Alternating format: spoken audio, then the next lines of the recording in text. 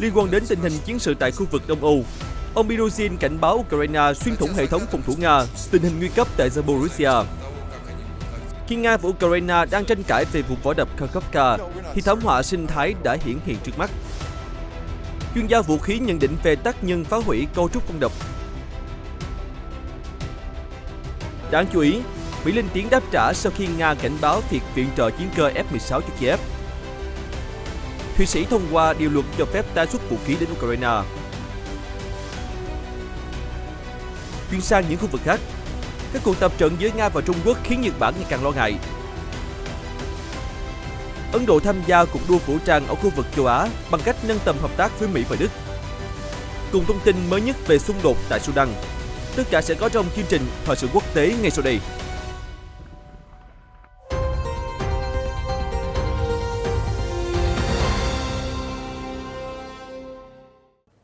Chào mừng quý vị đến với chương trình Thời sự quốc tế hôm nay. Sau đây là những thông tin chi tiết.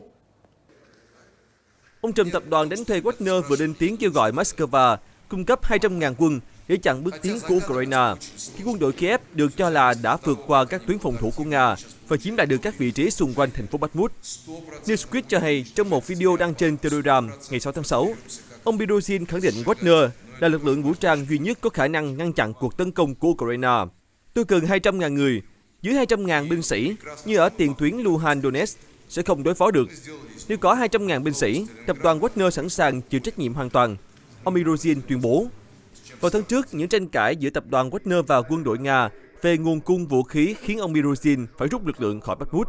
Vừa qua, lãnh đạo Wagner kêu Tổng thống Nga Vladimir Putin ban hành lệnh huy động toàn quốc để tăng cường lực lượng. Mặc dù vậy, ông Prigozhin cũng khuyến cáo rằng nếu không có thời hạn huấn luyện đủ 3 tháng, các đơn vị mới được thành lập cũng chỉ là bi đỡ đạn. Trước tình hình hiện tại, ông Prigozhin cho biết lực lượng Ukraine đã chọc thủng tuyến phòng thủ ở một số khu vực. Cụ thể, đó là những vị trí gần Bakhmut như thành phố Torez, thị trấn Kurdimovka và làng Azarianovka.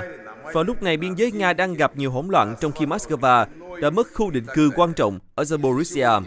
Ukraine có thể sẽ tiếp tục tấn công về phía Bắc và phía Nam với trục chính theo hướng Donetsk. Nga không có nhiều thời gian nữa và lực lượng không quân của Moscow cũng khó có thể cứu vãn tình hình, ông Prigozhin nhận định. Theo Newsweek, tiền tuyến phía Nam Zaporizhzhia có thể là một trong những điểm khởi phát cho cuộc phản công của Ukraine. Nếu Ukraine có thể phá vỡ phòng tuyến của Nga tại Zaporizhzhia, Kiev có thể tiến lên để giải phóng Melitopol và tiếp cận bờ biển Azov, cắt đứt cây cầu trên đất liền nối Moscow với băng đảo Crimea. Chi tiết hơn về diễn biến tại Zaporizhzhia, ông Prigozhin cho biết tình hình khu vực này nên được miêu tả bằng từ thảm họa. Hiện Novodonetskoye đã bị Ukraine chiếm lại. Nếu Nga tiếp tục rút lui từ 5 đến 8 km, có nghĩa là sau đó Moscow phải đối mặt với các đợt xâm nhập không thể kiểm soát từ đối phương. Chúng tôi hiểu rằng ít nhất 50% cư dân lãnh thổ này sẽ giúp đỡ lực lượng vũ trang Ukraine. Do đó, ngay khi Kiev tiến sâu hơn một chút, họ sẽ tiếp cận được Bryansk và Mariupol. Sau đó, Nga khó có thể dừng bước tiến của Ukraine. Ông Prigozhin cho biết thêm, lãnh đạo Wagner cũng không quên chỉ trích Bộ Quốc phòng Nga. Không có kế hoạch chuẩn bị cũng như không có sự tôn trọng, đó là cách họ làm việc. Sau đó, khi xảy ra hậu quả thì các lãnh đạo đổ lỗi cho cấp dưới với những cơn thịnh nộ. Hiện giờ, đã xảy ra những tổn thất nghiêm trọng và tôi chắc chắn rằng Nga sẽ mất một phần lãnh thổ. Bộ Quốc phòng Nga hiện vẫn chưa phản hồi về những phát biểu của ông Prigozhin. Về phía Ukraine, chính quyền Kiev kêu gọi cần phải kín tiếng đối với cuộc phản công chống lại Nga. Phát ngôn viên Bộ Quốc phòng Ukraine Hanna Malia lưu ý trong tuần này sẽ không có thông báo về việc bắt đầu chiến dịch. Mặc dù bà cũng cho biết các đơn vị ở một số khu vực hiện đã chuyển sang hành động tấn công. Andriy Yakorodnyuk, cựu lãnh đạo Bộ Quốc phòng Ukraine, hiện đóng vai trò cố vấn. Nói với Newsweek rằng việc ông Prigozhin tiếp tục chỉ trích công khai kế hoạch chiến tranh của Nga, phần lớn là vì lợi ích cá nhân. Ông Yakorodnyuk nói, tôi nghĩ ông Prigozhin chỉ đang cố gắng thổi phồng sự việc. Thành thực mà nói, có vẻ như lãnh đạo Wagner đang đi theo con đường của cựu sĩ quan Igor Rykin, trở nên hữu ích ở một số thời điểm nào đó, bị lãnh đạo quân đội Nga gạt sang một bên và mất vai trò điều hành. Sau đó, trở thành một nhân vật truyền thông với những ý kiến chỉ trích tiêu cực.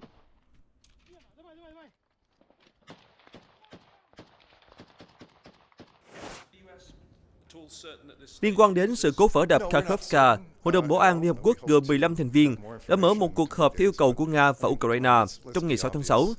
Tại cuộc họp, Moscow và Kiev đã cáo buộc nhau là bên tấn công gây ra thảm họa. Khi được hỏi liệu Mỹ có biết ai là bên chịu trách nhiệm hay không, Phó đại sứ Mỹ tại Liên Hợp Quốc, ông Robert Wood, nói với các phóng viên rằng, chúng tôi không chắc chắn, chúng tôi hy vọng sẽ có thêm thông tin trong những ngày tới. Nhưng ý tôi là tại sao Ukraine phải làm điều này với lãnh thổ và người dân của chính mình, làm ngập lụt đất đai của mình, buộc hàng chục nghìn người phải rời bỏ nhà cửa, điều đó thật vô lý. Cùng ngày, Tổng thư ký Liên Hợp Quốc ông Antonio Guterres cho biết, Liên Hợp Quốc không có bất kỳ thông tin cụ thể nào về việc đập vì sao bị vỡ, nhưng khẳng định đây là hậu quả tàn khốc của cuộc chiến giữa Nga và Ukraine. Nhiều thành viên Hội đồng Bảo an khẳng định trong cuộc họp rằng thảm họa sẽ không xảy ra nếu Nga không phát động chiến dịch quân sự đặc biệt ở Ukraine vào năm ngoái. Trong khi đó, đại sứ Nga tại Liên Hợp Quốc, ông Vasily Nebenzia đã cáo buộc Ukraine là bên thực hiện, nói rằng nước này đang cố gắng tạo điều kiện thuận lợi để tập hợp quân đội nhằm tiếp tục phản công. Ông Nebenzia nói với hội đồng rằng, việc phá hoại có chủ ý của Kiev nhằm vào một cơ sở hạ tầng quan trọng là cực kỳ nguy hiểm và về cơ bản có thể được xem là một tội ác chiến tranh hay hành vi cực đoan. Về phía Kiev, đại sứ Ukraine tại Liên Hợp Quốc, ông Serhiy Kristya cũng cáo buộc Nga tấn công cơ sở hạ tầng quan trọng của Ukraine. Ông Kristya nói, về bản chất đập không thể bị nổ tung chỉ bằng pháo kích. Nga đã cài mìn và đánh thuốc nổ con đập này. Giám đốc cứu trợ của Liên Hợp Quốc, ông Martin Griffiths, nói với Hội đồng Bảo an rằng mức độ nghiêm trọng của thảm họa sẽ được ước tính đầy đủ trong những ngày tới. Nhưng rõ ràng điều này sẽ gây ra những hậu quả nghiêm trọng và sâu rộng đối với hàng nghìn người ở miền nam Ukraine. Những người dân ở cả đôi bờ chiến tuyến đều đã mất nhà cửa, lương thực, nước sạch và sinh kế.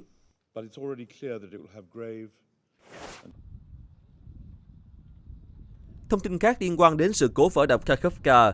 Trong khi Nga và Ukraine lên tiếng cáo buộc nhau vì vụ tấn công thì hàng nghìn con cá chết đang dạt vào bờ hồ chứa nước Kakhovka. Reuters ngày 8 tháng 6 đưa tin. Được biết, hồ chứa Kakhovka rộng 2.155 km2 và chứa khoảng 18 km khối nước. Thể tích gần tương đương với hồ muối lớn ở bang Utah của Hoa Kỳ. Khi nước dâng qua phần còn lại của con đập, mực nước ở hạ lưu tăng lên hàng mét trong khi nước trong hồ chứa cạn kiệt chỉ trong vài giờ.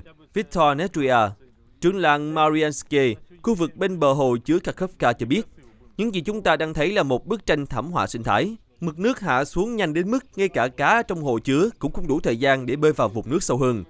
Tác động từ sự cố này vẫn chưa thể ước tính, nhưng có thể dự đoán là rất lớn. Chúng tôi đang bắt đầu xây dựng một con đập để cứu cá vào nguồn nước. Thật khó để biết có thể thành công hay không, nhưng chúng tôi sẽ làm bất cứ điều gì có thể. Ông Netria cho biết thêm. Trong khi đó, các nhà hoạt động về môi trường lo ngại hệ sinh thái của khu vực sẽ phải trả giá đắt. Theo Bogdan Koschenko, chuyên gia sinh thái học từ Trung tâm sáng kiến môi trường EcoAction, đây là thời gian cao điểm của mùa sinh sản, nhưng sẽ có rất nhiều cá chết vì ô nhiễm và lũ lụt. Các loài chim ăn cá cũng có thể chết vì hàm lượng chất độc cao.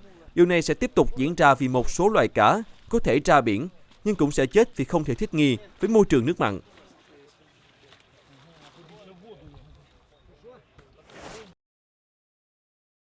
Về tác nhân phá vỡ đập Kakhovka, New York Times trích dẫn nhận định của các chuyên gia kỹ thuật đạn dược cho biết có những bằng chứng về một vụ nổ bên trong dẫn đến sự phá hủy con đập. Như thông tin New York Times từng nhấn mạnh, cư dân xung quanh nghe thấy tiếng nổ lớn vào khoảng 2 giờ 50 phút khi con đập bị vỡ. Theo các chuyên gia, một vụ tấn công bên ngoài bằng bom hoặc tên lửa sẽ chỉ tác động một phần lực lên con đập và sẽ cần một lượng chất nổ cực lớn để đạt hiệu quả. Chi tiết hơn, giáo sư kỹ thuật và chuyên gia về chất nổ tại Đại học Illinois, ông Nick Klumak, nhấn mạnh đây là một con đập đang vận hành và lực cản của nước là rất lớn. Lượng chất nổ của một đầu đạn là có hạn, nên ngay cả một cú đánh trực tiếp cũng không thể phá hủy con đập. Theo các chuyên gia, một vụ nổ trong không gian kín với toàn bộ năng lượng tác động lên cấu trúc xung quanh mới gây ra thiệt hại lớn nhất. Mặc dù vậy, theo ước tính, cần đến hàng trăm cân thuốc nổ để phá hủy đập Kakhovka. Được biết, những hình ảnh được cung cấp cho thấy đập Kakhovka đầu tiên bị vỡ ở khu vực trung tâm. Đến thời điểm này, ngày càng có nhiều phần của con đập bị sập.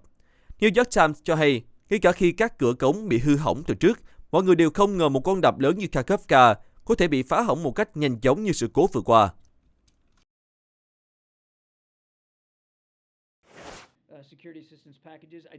Thông tin khác liên quan đến chiến sự ở khu vực Đông Âu. Sau khi Ngoại trưởng Nga Sergei Lavrov cảnh báo Mỹ về việc viện trợ chiến đấu cơ F-16 cho Ukraine, Lầu Năm Góc lên tiếng đáp trả về những cáo buộc từ phía Moscow. Trang tin Ukrainska Pravda ngày 7 tháng 6 trích lời phát ngôn viên Hội đồng An ninh Quốc gia Hoa Kỳ John Kirby cho biết, điều đầu tiên ông muốn nói với Ngoại trưởng Nga là nếu ông Lavrov lo lắng về khả năng quân sự của Ukraine, thì ông nên khuyến nghị quân đội rút lui và rời khỏi quốc gia này. Ông John Kirby cũng khẳng định chiến đấu cơ F-16 sẽ được cung cấp để đáp ứng kế hoạch phòng thủ dài hạn cho chính quyền Kiev trong thời gian tới. Được biết, trong phát biểu mới đây, Ngoại trưởng Nga Sergei Lavrov vừa lên tiếng cảnh báo phương Tây chuẩn bị leo thang chiến tranh và cáo buộc các chiến đấu cơ F-16 có thể mang theo vũ khí hạt nhân khi chuyển giao. Đáp lại cáo buộc này, ông John Kirby phản bác với tuyên bố Hoa Kỳ không phải là quốc gia luôn phát ngôn với luận điệu hạt nhân liều lĩnh. Lâu nay, Nga mới là quốc gia nhiều lần đề cập đến việc sử dụng vũ khí hạt nhân.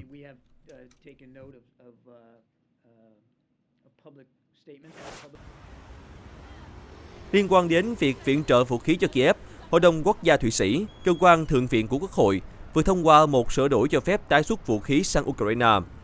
Trang tin Euro International ngày 7 tháng 6 trích thông báo của Quốc hội Thụy Sĩ cho biết, kèm theo những điều kiện cần thiết, các quốc gia mua vật liệu chiến tranh của Thụy Sĩ sẽ được phép tái xuất khẩu sang các quốc gia liên quan đến xung đột vũ trang. Quyết định này đã được thông qua bởi 22 phiếu ủng hộ và 17 phiếu chống, cùng với 4 phiếu trắng.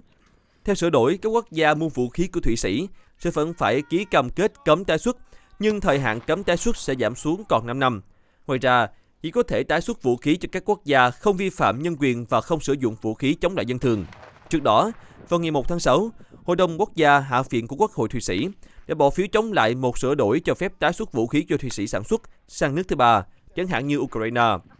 Được biết, từ khi xảy ra xung đột giữa Nga và Ukraine, một số quốc gia đã tiếp cận Thụy Sĩ để xin phép tái xuất khẩu vũ khí của Thụy Sĩ từ kho dự trữ sang Kiev. Điển hình của trường hợp này là Đức, khi quốc gia này muốn cung cấp đạn dược cho hệ thống phòng không Ribach và đạn súng máy cho Ukraine. Trong khi đó, Đan Mạch muốn cung cấp xe bọc thép chở quân Piranha thế hệ 3 cho Ukraine. Tuy nhiên, Thụy Sĩ đã từ chối cả hai yêu cầu này và vấp phải sự chỉ trích của cộng đồng quốc tế.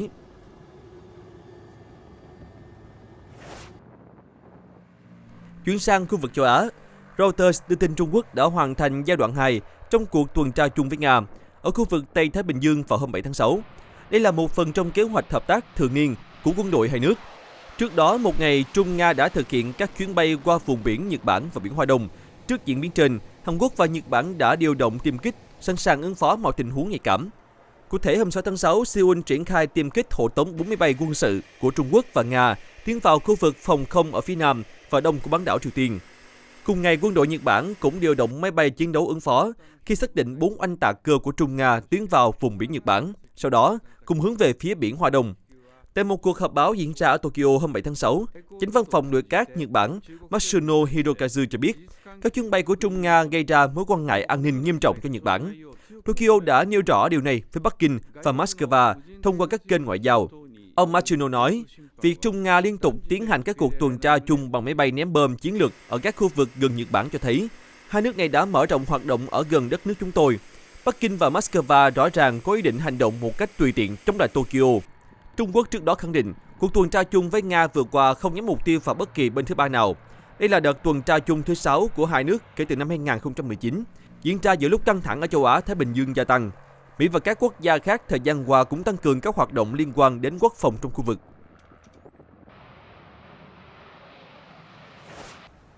Thông tin khác liên quan đến Trung Quốc trong lĩnh vực ngoại giao, Vương quốc Anh cam kết sẽ loại bỏ thiết bị giám sát do Trung Quốc sản xuất khỏi các tòa nhà nhạy cảm của chính phủ. Đây là một phần trong kế hoạch mới nhất của London nhằm giải quyết các mối quan ngại an ninh quốc gia liên quan đến Bắc Kinh. Dưới thời Thủ tướng Rishi Sunak, người vốn xem Trung Quốc là thách thức lớn nhất cho an ninh và sự thịnh vượng của thế giới. Chính phủ Anh năm ngoái đã yêu cầu các cơ quan ngừng cài đặt các camera giám sát có liên quan đến Trung Quốc tại các tòa nhà nhạy cảm. Reuters hôm 7 tháng 6 cho biết, trong một thông báo về đề xuất thắt chặt quy tắc mua sắm, chính phủ Anh nhấn mạnh, chúng tôi cam kết sẽ công bố một lịch trình loại bỏ khỏi những tòa nhà của chính phủ trung ương các thiết bị giám sát được sản xuất bởi những công ty tuân theo luật tình báo quốc gia của Trung Quốc. Chúng tôi cam kết tuân thủ lịch trình, qua đó đem lại sự an tâm và đảm bảo tính cấp bách của kế hoạch. Trong tuyên bố vừa qua, London không nêu cụ thể tên các công ty có liên quan. Trước đó, các nhà lập pháp Anh đã kêu gọi ban hành một lệnh cấm mua và sử dụng camera an ninh do các công ty thuộc sở hữu của nhà nước Trung Quốc là Hikvision và Dahua sản xuất. Các nghị sĩ bày tỏ lo ngại về tính bảo mật cũng như khả năng sản phẩm của những công ty này có liên quan đến vấn đề nhân quyền. Trong một tuyên bố qua email, Hikvision tuyên bố, thông qua các lệnh cấm công nghệ, chúng tôi tin rằng những hành động của chính phủ Anh là một bước đi mới có thể gia tăng căng thẳng địa chính trị. Điều đó không liên quan gì đến tính bảo mật của các sản phẩm mà Hikvision sản xuất. Trong khi đó, Bắc Kinh kiên quyết phản đối việc các nước khác thổi phồng khái niệm an ninh quốc gia nhằm đàn áp các doanh nghiệp Trung Quốc. Được biết, hồi tháng 3 năm nay, Anh Quốc cũng đã cấm cài đặt TikTok trên điện thoại của chính phủ. Vào năm 2020, London cũng tuyên bố sẽ cấm Huawei tiếp cận mạng lưới 5G. Liên quan đến cuộc đua vũ trang ở khu vực châu Á, chính phủ Mỹ được cho là đã bật đèn xanh cho General Electric chuyển giao công nghệ sản xuất động cơ phản lực cho Ấn Độ. Hai quốc gia đã đạt được thỏa thuận sơ bộ về vấn đề này. Trang tin Benzinga ngày 7 tháng 6 cho hay, Thủ tướng Ấn Độ Narendra Modi và Tổng thống Joe Biden đều chuẩn bị đưa ra thông báo mới về thỏa thuận quốc phòng trong cuộc gặp diễn ra từ ngày 21 tháng 6 tại thủ đô Washington. Theo thỏa thuận, General Electric của Mỹ sẽ hợp tác với công ty hàng không vũ trụ Hindustan của Ấn Độ để cùng sản xuất động cơ phản lực cho một chương trình máy bay chiến đấu. Vào năm 2012, General Electric và Hindustan từng cố gắng đạt được một thỏa thuận tương tự nhưng thất bại, vì chính phủ Ấn Độ muốn được chuyển giao nhiều hơn về công nghệ. Vào lúc này, các nguồn thạo tin cho rằng hai công ty đã đạt được thỏa thuận chuyển giao công nghệ nhiều hơn, khiến Ấn Độ trở thành đồng minh duy nhất của Hoa Kỳ đạt được thỏa thuận chuyển giao công nghệ cấp cao. Theo trang tin Benzinga, chi tiết cụ thể về việc chuyển giao công nghệ, thời hạn và các điều khoản thanh toán vẫn đang được đàm phán để kịp ký kết trong chuyến thăm của Thủ tướng Modi đến Mỹ. Địa điểm chính xác của dự án sản xuất máy bay chiến đấu cũng chưa được công bố. Hiện vị trí nhà máy của công ty Hindustan ở vùng Karabut thuộc tỉnh Odisha đang được cân nhắc. Nếu được triển khai, dự án này có thể mang lại lợi ích cho 500 đến 600 doanh nghiệp vừa và nhỏ tại Ấn Độ.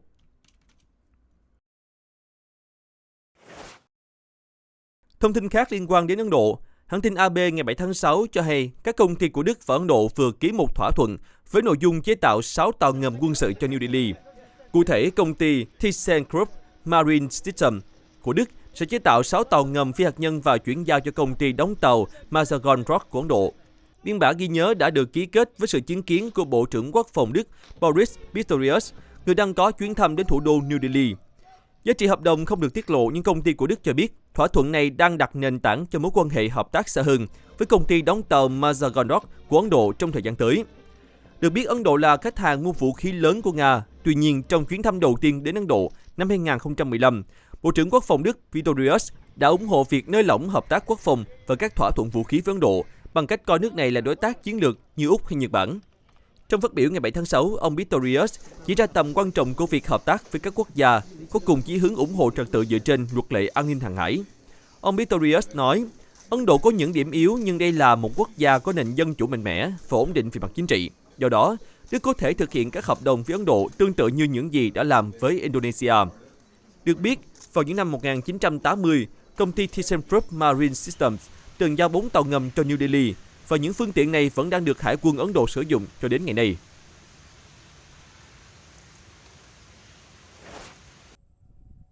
Liên quan đến căng thẳng ở khu vực Bắc Phi, hôm 7 tháng 6, Reuters dẫn thông tin từ truyền thông Sudan cho biết, quân đội chính quy nước này đang chiến đấu và đẩy lùi các cuộc tiến công, đột kích của lực lượng hỗ trợ nhanh bắn quân sự RSF nhắm vào một khu liên hợp công nghiệp quân sự chứa nhiều vũ khí và đạn dược ở phía nam thủ đô Khartoum. Bên cạnh đó, quân đội cũng căng mình bảo vệ các kho nhiên liệu và khí đốt gần cơ sở quân sự trên, khỏi sự phá hoại của đối thủ. Theo các nhân chứng, khi xung đột bước sang tuần thứ 8, RSF đã tấn công dữ dội khu phức hợp Yamok vào cuối ngày 6 tháng 6, trước khi rút lui sau trận giao tranh ác liệt. Đến đầu ngày 7 tháng 6, một số cuộc bắn phá nhỏ tiếp diễn và hai bên rơi vào thế giằng co. Trao đổi với Reuters qua điện thoại, Nade Joseph, một cư dân sống gần khu phức hợp Yamok cho biết, giao tranh vẫn diễn ra rất ác liệt với nhiều đợt không kích và pháo kích. Ông bày tỏ lo ngại, kho nhiên liệu sẽ phát nổ bất kỳ lúc nào và san phẳng một khu vực rộng lớn nếu trúng các đòn tập kích. Kể từ khi xung đột nổ ra vào ngày 15 tháng 4 năm nay, lực lượng RSF được cho là đã chiếm giữ các khu vực rộng lớn trong và ngoài thủ đô Khartoum. Trong các nỗ lực nhằm triệt phá RSF cũng như đẩy lùi lực lượng này ra khỏi thủ đô, quân chính phủ đã liên tục không kích và pháo kích, nhưng chưa đạt kết quả đáng kể. Tuy nhiên, nếu giao tranh kéo dài, RSF có thể phải đối mặt với tình trạng cạn kiệt nhiên liệu, đạn dược và bị cắt đứt nguồn hậu cần. Không chỉ Khartoum, hai thành phố lớn khác của Sudan là Bahri và Omdurman cũng chứng kiến xung đột leo thang sau khi lệnh ngừng bắn kéo dài 12 ngày hết hạn vào hôm 3 tháng 6. Theo giới quan sát quốc tế, xung đột hiện nay ở Sudan đã phủ bóng đen lên tương lai của đất nước châu Phi, cản trở quá trình dân chủ hóa thời hậu tổng thống Omar al-Bashir. Nguyên nhân của tình trạng loạn lạc hiện nay được cho là đến từ sự bất đồng trong việc tái cấu trúc lực lượng vũ trang ở nước này. Trong khi đó, tại Sri Lanka hôm 8 tháng 6, hàng nghìn sinh viên đã xuống đường biểu tình ở ngoại ô thủ đô Colombo, yêu cầu trả tự do cho các nhà hoạt động sinh viên bị giam giữ sau các cuộc biểu tình chống chính phủ. Đồng thời, họ kêu gọi chính quyền quan tâm hơn nữa đến đời sống sinh viên khi chi phí sinh hoạt ngày một tăng cao. Một số nhân chứng của Reuters cho biết, chính quyền thủ đô Colombo đã huy động lượng lớn cảnh sát chống bạo động để giữ gìn trật tự, đã có ghi nhận về việc lực lượng hành pháp sử dụng vòi rồng và hơi cay giải tán đám đông. Chia sẻ với phóng viên, Madhushan Chandrai, người khởi xướng phong trào Hiệp hội Sinh viên Liên trường Đại học cho biết, việc cắt giảm ngân sách y tế và giáo dục dưới thời Tổng thống Ranil Wickremesinghe đang gây tổn hại cho sinh viên. Chandrai kêu gọi chính phủ tăng cường hỗ trợ sinh viên thông qua các khoản trợ cấp hàng tháng. Được biết, sau khi nhận được gói cứu trợ trị giá 2,9 tỷ đô la từ Quỹ tiền tệ quốc tế IMF, Sri Lanka đang từng ngày cố gắng phục hồi và vượt dậy nền kinh tế sau cuộc khủng hoảng tài chính tồi tệ nhất kể từ khi giành độc lập vào năm 1948, khiến đất nước vỡ nợ vào tháng 4 năm 2022. Tháng 4 năm nay, IMF dự báo kinh tế Sri Lanka sẽ suy thoái 3% vào năm 2023 do ảnh hưởng từ thế giới và chính sách thắt chặt chi tiêu của chính phủ. Tuy nhiên, vào năm 2024, tình hình kinh tế sẽ có dấu hiệu khởi sắc với mức tăng trưởng nhẹ 1,5%. Hiện tại, Colombo được cho là đang có khoản nợ 17 tỷ đô la, nhưng Sri Lanka tuyên bố sẽ giảm khoản nợ này trong thời gian tới với việc tái cơ cấu nền kinh tế.